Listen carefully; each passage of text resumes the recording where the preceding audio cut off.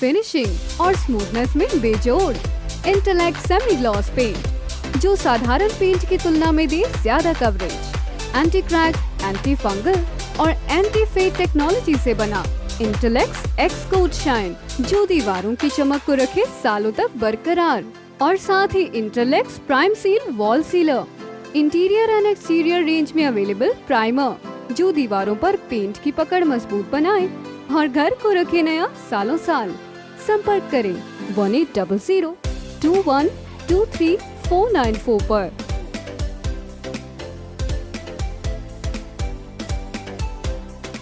नमस्कार, मैं हूं प्रमोद और आप देखना शुरू कर चुके हैं thesadknama.com। नगर निकाय चुनावों का ऐलान हो चुका है और इस ऐलान के साथ साथ ही हम आपको बता दें कि सिरसा जिले में 2 नगर पालिका और 1 नगर परिषद का चुनाव होना है, जिनमें से रानिया है। इस वक्त मैं रानिया में मौजूद हूं और पूरा आंकड़ा क्या है, पूरी स्थिति क्या है, उसके बारे में आज हम आपको बताएंगे। हम आपको बता दें कि 19 जून को वोट डाले जाएंगे और 22 जून को नतीजे आएंगे।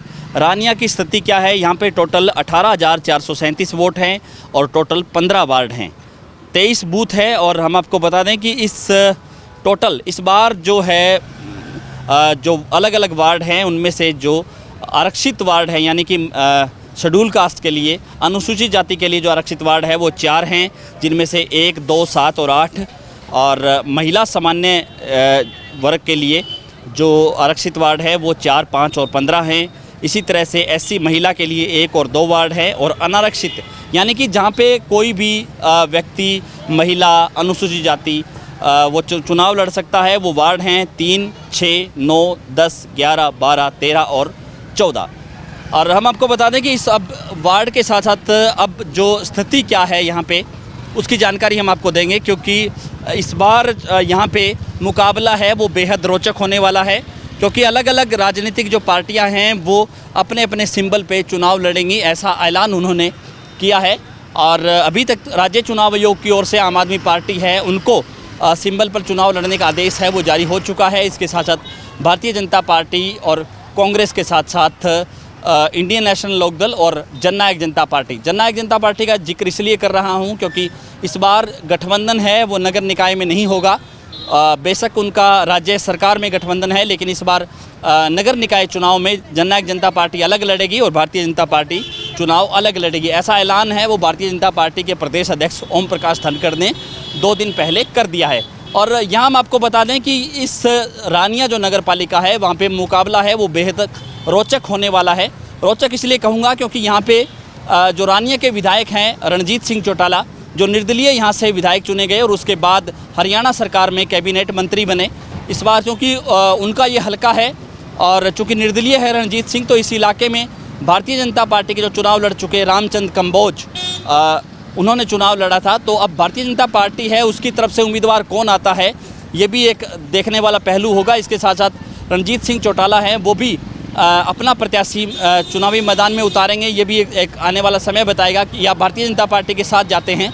और यहाँ पे जो ये कहूँगा कि गोविंद कांडा, जो जिन्होंने पिछला चुनाव यहाँ पे लड़ा, गोविंद कांडा ने हलोपा की सीट पे, और चूँकि गोविंद कांडा अब भारतीय जनता पार्टी में हैं तो वो भी प्रयास कर रहे हैं कि यहाँ पे उनके गुट का या उनके जो है उम्मीदवार है वो यहाँ पे हो। तो इस तरह से 3 बड़े जो गुट है वो कह सकते हैं। इसके साथ साथ अलग अलग जो राजनीतिक पार्टियां हैं, चाहे कांग्रेस की बात करें, चाहे इंडियन नेशनल लोकदल की बात करें, चाहे जननायक जनता पार्टी की बात करें। अब हम आते हैं कि यहाँ पे कौन कौन उम्मीदवार हैं जो अपना भाग्य है वो आजमा सकते हैं या भाग्य आजमाने की दौड़ में शामिल हैं। उनमें से हम आपको बता दें कि यहाँ पे रणजीत सिंह चौटाला हैं, उनके समर्थक हैं दीपक गाबा, जो कि पार्षद हैं मौजूदा स्थिति में, पूर्व पार्षद हो गए हैं वो, उनका नाम है वो चल रहा है। इसके साथ साथ रणजीत सिंह चौटाला के ही समर्थक प्रोफेसर बूटा सिंह है। उन दोनों में से कोई एक व्यक्ति है वो रणजीत सिंह चौटाला की तरफ से चुनावी मैदान में हो सकते हैं। इसके साथ साथ हम आपको बता दें कि बीजेपी की ओर से, यानी भारतीय जनता पार्टी की ओर से गोविंद कांडा है, उनके बेटा धवल कांडा है, वो भी चुनाव लड़ सकते हैं, क्योंकि धवल कांडा ने रानिया नगर पालिका के दायरे में अपना वोट भी बनवा लिया है। ये भी जानकारी है वो आ रही है। इसके साथ साथ ललित पोपली हैं, वो भी चुनाव लड़ सकते हैं भारतीय जनता पार्टी की तरफ से, उनका नाम भी जो है चल रहा है। इसी तरह से कांग्रेस की ओर से गुरविंदर विर्क जो है उनका नाम लगभग फाइनल है और गुरविंदर विर्क है वो चुनाव लड़ेंगे।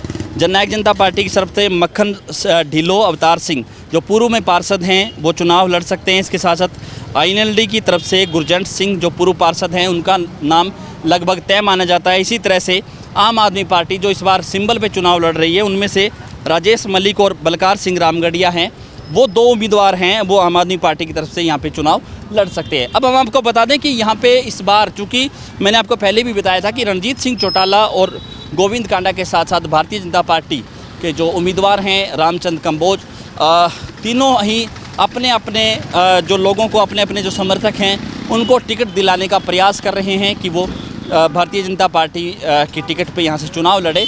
और रणजीत सिंह चौटाला चूँकि सरकार को उनका समर्थन प्राप्त है तो इसलिए वो भी भारतीय जनता पार्टी के पाले में ही वोटिंग करवाएंगे ये लग रहा है। और लेकिन अपने समर्थकों के लिए जी तोड़ प्रयास कर रहे हैं, जी तोड़ मेहनत कर रहे हैं।